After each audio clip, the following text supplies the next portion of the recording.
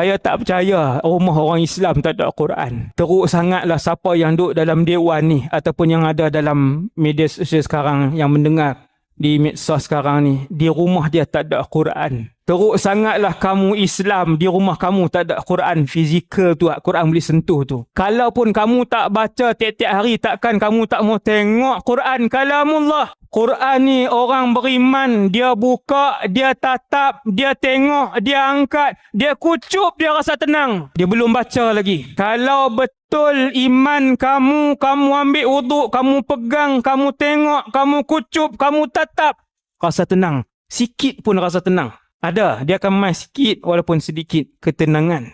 Belum lagi baca. Nabi kata, Iqra'ul Quran. Bacalah Quran. Fa'innahu ya'ti yawmal qiyamati syafi'an li ashabih. Sesungguhnya Quran datang pada hari kiamat bagi syafaat kepada orang yang membacanya.